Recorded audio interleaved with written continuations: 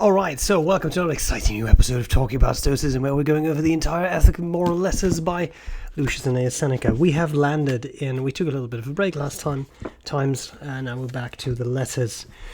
And I thought today we would look at letter 62, which I think it's a fairly short one, so.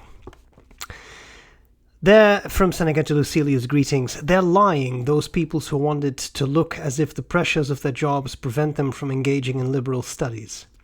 It is all pretense, for they themselves keep adding to their activities. If they are busy, it is their own fault. I have time, Lucilius, I do have time, and wherever I am my own person. I do not give myself over to activities, I only lend myself, and I don't go looking for reasons to waste my time. When I come to a halt, no matter where I am, I sift through my thoughts and find some salutary reflection. When I devote myself to friends, I do not even then withdraw from myself. And I don't linger with the people I'm thrown in with merely by circumstance or by some reason arising from public service. Instead, I choose the very best company, and it is to them that I entrust my mind in whatever place and whatever age they had lived.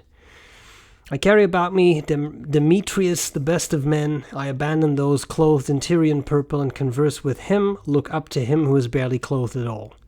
Why shouldn't I look up to him? I have seen that he lacks nothing.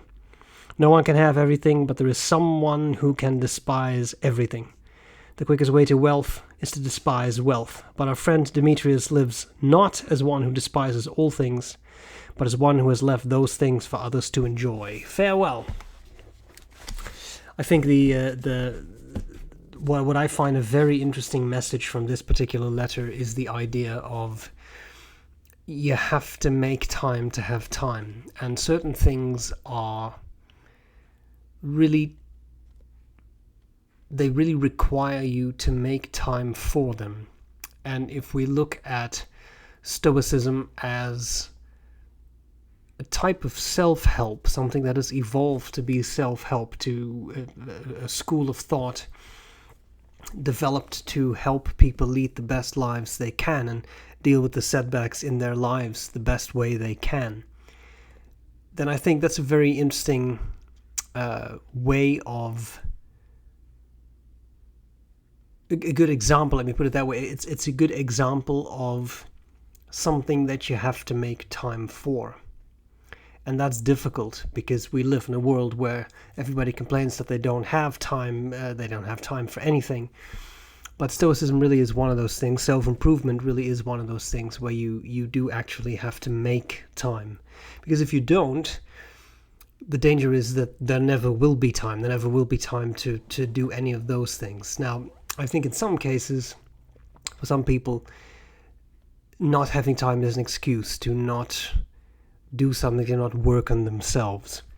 And sometimes that could be an issue for you. But I mean, at the end of the day, of course, it is those people who have to actually help themselves. So by making time, by setting aside time to work on yourself on, I think, a daily basis, because that's really what is required, you can become much more satisfied with yourself and the way you look at yourself, because you will see yourself making progress because you're making genuine effort. However, for that to happen, there does have to be that time, right? The basic time that is made available. So that, I think, is the first part of this letter, and I certainly find it a very interesting concept, because you also see, and you see that in Seneca, I think, the most strongly, because he is so eloquent, but you see very clearly that the things we struggle with today, people in Seneca's time already struggled with too. You already had people then, a long time ago, who already said stuff like, oh, I'm too busy for this kind of stuff, I'm too busy for the liberal arts, the liberal studies, for example, right, for philosophy. So it happened then, and it still happens today, and I think it's very interesting to see that sort of cyclical pattern in time. Now, the second aspect that I'm just going to take a sip here. The second aspect, very good. The second aspect that he mentions is then, what can you do? And I found these couple sentences very interesting. I do have time, and wherever I am my own person.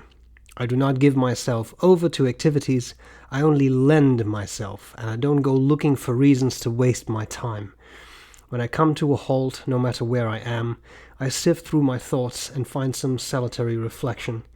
When I devote myself to friends, I do not even then withdraw from myself, and I don't linger with the people I'm thrown in with merely by circumstance or by some reason arising from public service. Instead, I choose the very best company, and it is to them that I entrust my mind, in whatever place, in whatever age they had lived. Which is also interesting, right? He's also saying that it's not just people in the present day, but also people from the past you can hang out with. For example, by reading their books. But that's a very powerful thought, I think. You can spend time with a lot of people, and this obviously is one of the great virtues of a book, right? You can communicate with a person who may have been dead for centuries, like Seneca. That I think is very interesting.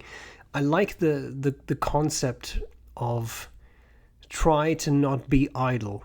And that's within reason, because sometimes it's actually very helpful to people to be idle for a bit, to not do anything for a bit, to really unwind.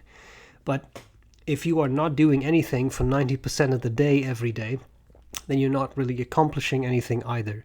So I think that it's a thought that I find very appealing, of try to find something to do if you have a spare moment that is actually helpful, that will be beneficial, and that will allow you to grow more as a person, or as someone like Epictetus would say, as a philosopher, right? As someone who is trying to lead a good life, who's trying to learn what to do to lead a good life, and then see what comes up, see what crosses your path, and what kind of barricades you can meet or be met with while you are trying to go down that path. But by being consistent and by being diligent and by putting aside time to do those things, you will find that those teachings, I think, actually take hold. In many cases, it's a matter of repetition, right? You have to do something again and again and again before it actually takes hold, before it actually becomes an internalized response, something that's almost automatic, something that can help you if you are in a situation that is difficult, a situation that you find frustrating, a situation that is triggering for you. If you are working on yourself in such a way that you give yourself an arsenal of things you can have at the ready, it becomes much easier to handle a situation once it actually occurs.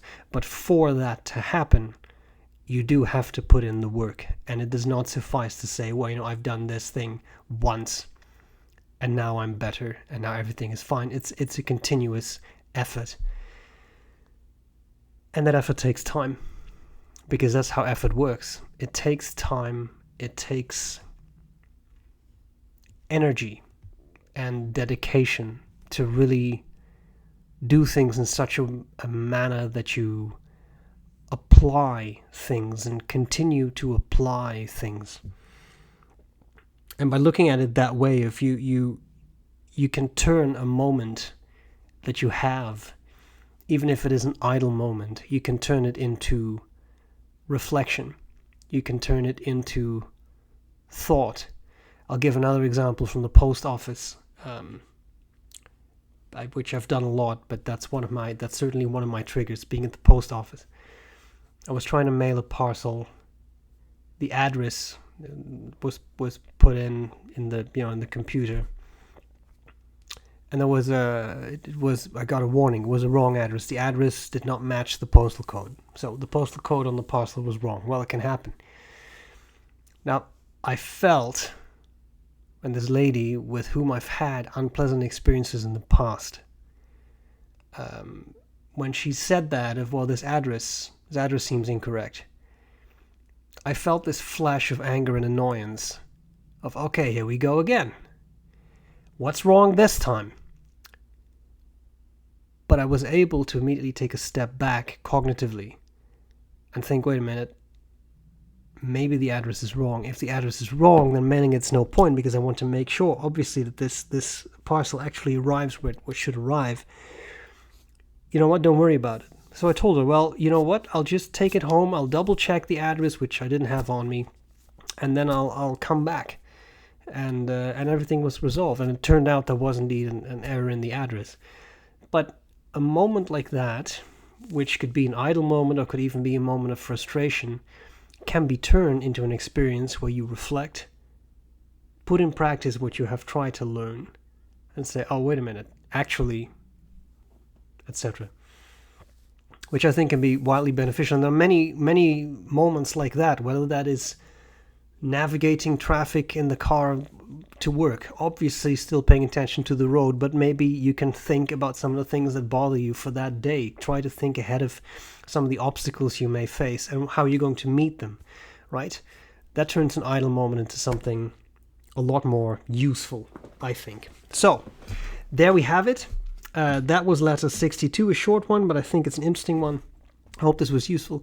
Let me know what you think about having time versus making time.